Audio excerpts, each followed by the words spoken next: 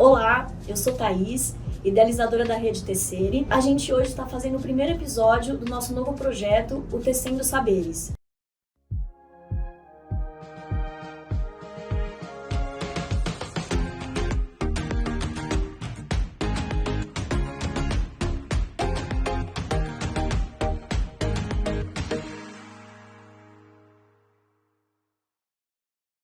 A ideia é compartilhar com vocês o que a gente tem aprendido ao longo desses 4 anos em que a gente decidiu adotar o modelo de trabalho em rede.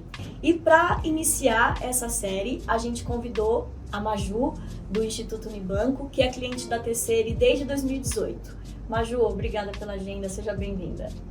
Muito obrigado, Thaís. É uma honra estar conversando aqui com você. Maju, queria conversar um pouquinho sobre o principal projeto que a gente faz junto, que é o relatório do programa Jovem de Futuro. Você pode começar explicando o que é o programa Jovem de Futuro rapidamente, em vez de eu falar sobre isso. O programa Jovem de Futuro é uma parceria que a gente estabelece com as secretarias estaduais de educação em aprimorar o seu processo de gestão. Tem diversos estados, sei lá, mais de 4 milhões de estudantes já tiveram envolvidos nesse processo, porque é um processo de gestão absolutamente focado no estudante, ou seja, em que o estudante chegue até a escola, chegue ao ensino médio e conclua a educação básica.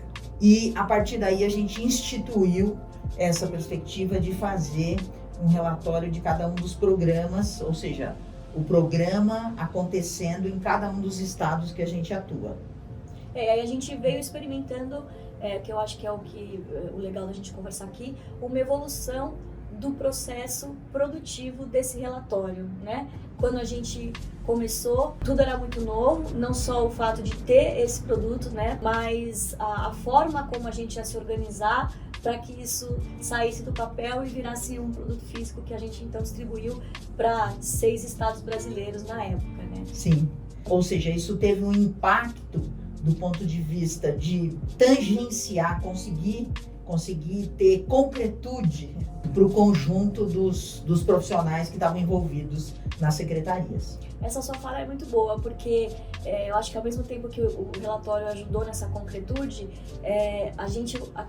eu vou trazer isso para o nosso processo, né? Ao longo do processo a gente também foi tendo concretude da nossa forma de fazer, né? Sim, Thaís, então acho que do ponto de vista do que foi o amadurecimento e o aprendizado, né? Eu acho que teve muito aprendizado individual, certo? As pessoas envolvidas aprenderam muito, mas do meu ponto de vista, teve um aprendizado organizacional. Deu um certo enquadramento, um certo contorno para a produção, para o registro que precisava ser feito das atividades. Então isso mudou a gente, mas isso também pôde acontecer porque teve um engajamento e tem um efeito subjetivo, que é confiança, colaboração e reconhecimento dos diversos conhecimentos que estavam ali presentes a partir das pessoas. A gente fala muito isso na Tecere, né? O que é a Tecere? É uma união de saberes. E aqui a gente teve uma união de saberes muito potente, né? Todo mundo se via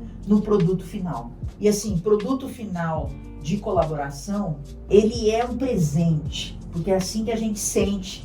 Então, acho que isso é uma coisa. Por quê? A gente é muito, em relação à história dos saberes, a gente é muito convocado a competir, né? Sem dúvida. A gente é convocado a competir, a mostrar que a gente é melhor que o outro e tal.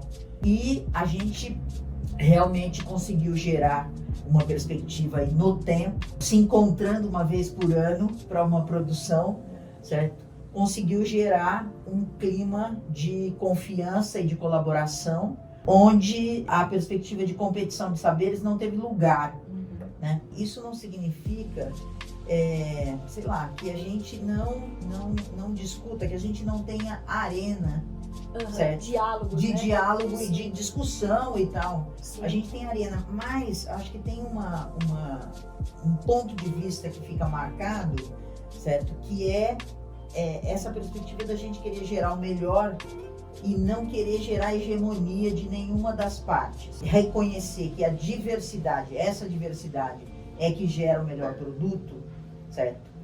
É meio viral entende? Porque contamina, certo? Tomara, Contamina as pessoas. Tomara que a gente Certo. contamine o mercado, né? Acho que tem uma coisa de reconhecimento em relação ao conjunto dos profissionais que trabalharam no trabalho e tem um reconhecimento da tua liderança. Eu acho que isso é uma coisa que também precisa ficar explícita, certo?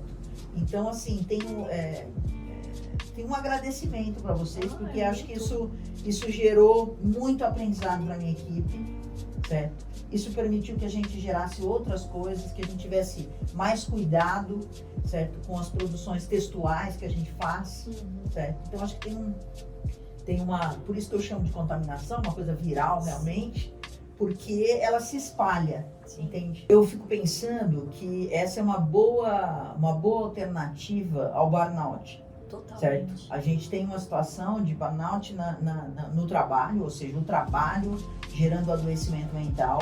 E o que me parece é que esse tipo de inteligência coletiva é uma vacina maravilhosa para esse efeito colateral aí do trabalho na contemporaneidade. Exato. Então, Por isso esse desejo nosso é muito grande de compartilhar, de contar essas histórias e de mostrar para o mercado que dá, que é possível, né? Porque a gente fica falando, fala assim, ai gente, esse povo abraça a árvore. Não, a gente trabalha muito, a gente entrega coisas lindas e grandes e consegue fazer isso com prazer. Eu acho que esse é o grande segredo do equilíbrio, né? Legal, muito obrigado. Eu Muito que te obrigado. agradeço imensamente pelo depoimento, pela sua agenda, obrigada pela parceria de tantos anos e por meio dela permitir que tenhamos tantos profissionais enredados atuando nos projetos do Instituto Unibanco. Obrigada. Agradecimento recíproco, Thaís, recíproco, certo?